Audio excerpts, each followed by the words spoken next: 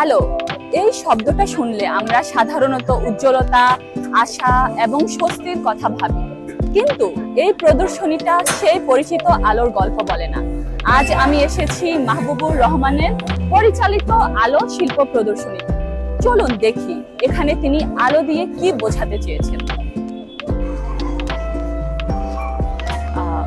মাহবুবুর রহমানের এই আর্টটি আমার কাছে খুবই ভালো লেগেছে।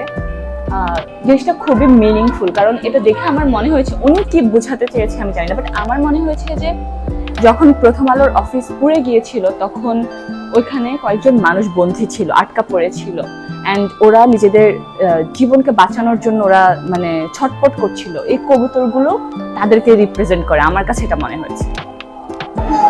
মব যখন সৃষ্টি হয় আমরা তখন সেটার ভয়াবহতা সম্পর্কে বুঝতে পারি না, কিন্তু পরবর্তীতে আমরা যখন জিনিসগুলোকে রিক্যাপ করি, যেমন আমি এখানে এক্সিবিশনে এসে যখন এই ঘটনাটা পুরোটা প্রজেক্টরের মধ্যে দেখছি তখন আমি রিয়েলাইজ করতে পারছি যে মব জিনিসটা কতটা ভয়ঙ্কর হতে পারে।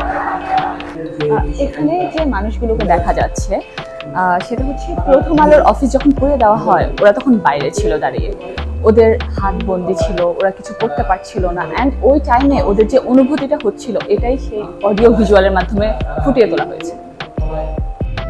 সেকেন্ড ফ্লোরে এসে সবার আগে আমার চোখ আটকে যায় এই প্রদর্শনীটি। এখানে আমার মনে হয়েছে যে পুড়ে যাওয়া যে প্লেসটা এটাকে ওরা হন্টেড হিসেবে দেখানোর চেষ্টা করেছে, সাথে দেখিয়েছে যে এখন এই হন্টেড প্লেসে ভূতেরা বাস করছে। এটা আমার পার্সোনাল ওপিনিয়ন। তারপরে পাশে আমি আরেকটি আর্ট দেখতে পাচ্ছি যেটা কিনা দেখাচ্ছে যে কাঁটা তারের ব্যারিকেড দিয়ে কিছু মানুষ পাস করার ট্রাই করছে। এটা আমার মনে হয়েছে যে মব সৃষ্টির সময় যারা ভিকটিম থাকে ওরা যে ট্র্যাপটাতে থাকে ওই জিনিসটাকে দেখানোর চেষ্টা করেছে।